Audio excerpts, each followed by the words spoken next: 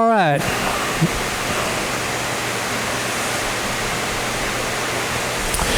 Good afternoon. My name is Mike Smith, Strong Arm Industries. This afternoon we're going to go through the setup and operation procedures for a strong arm manipulator that motion ordered for a clove valve. This unit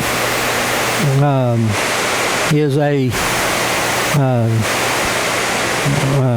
balance unit with your no load and your load controls here. Whenever you receive this unit, you're also with this unit on the skid is air-powered trolley. So you will mount the air-powered trolley up in onto your existing rails. Once you have that loaded into your existing rails and the stops placed back on the end, then you go back to your skid and take the forklift and lift the unit off the skid, unbolt the shipping stands from the skid, lift this up, take it to the trolley, bolt it to the trolley. In the very top of the trolley, there is an air rotary joint that will screw into the top shaft of the manipulator once you have mounted the manipulator to the trolley. So once you do that, then you're going to connect your air supply to the T that's on the trolley. That will feed air to the machine and will also feed air to the trolley. On the power trolley, there is a regulator and a lubricator. That's strictly for the trolley air drive system. The other air that's going to the manipulator is to be clean, dried, non-lubricated. So once you've got that hooked up, you've got an air amplifier that we're sending with the unit so that you can remote mount it either at the end of the trolley or somewhere in the vicinity of where you're going to get your air supply from. The air amplifier will allow you to adjust the output of that air amplifier to where it will help you maintain 100 psi minimum to the machine, no more than 125 psi.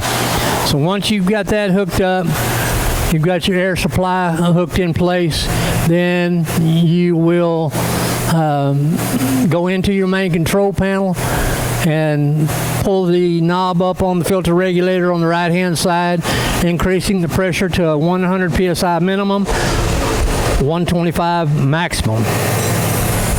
Okay, once that's done, you're also going to have two lines, which are your yellow and blue 1/4-inch lines that you will couple to the yellow and blue lines that are on the power trolley. This is your pilot lines to drive the trolley back and forth on the rails. Once that's done, you can come down. The tooling head on here is just a simple safety hook. You have a no-load setting. The no-load setting is set in place to balance the weight of the arm and the tooling head without product. So once that's set, you can push the regulator cap in. Once you go down and pick the product up, then you can set your load regulator to balance the weight of the product that you're picking up. Now, your switch for turning the lift circuit on is here. So once you have hooked into the product, in here we're just using a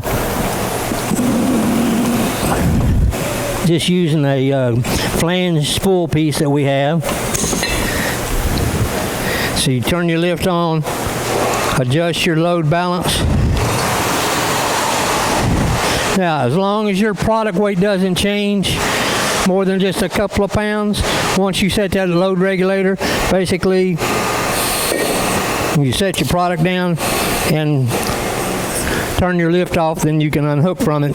The next product, if it's within the same weight, you just turn your lift switch back on. The only time you need to adjust a load regulator is if your product weight varies quite a bit.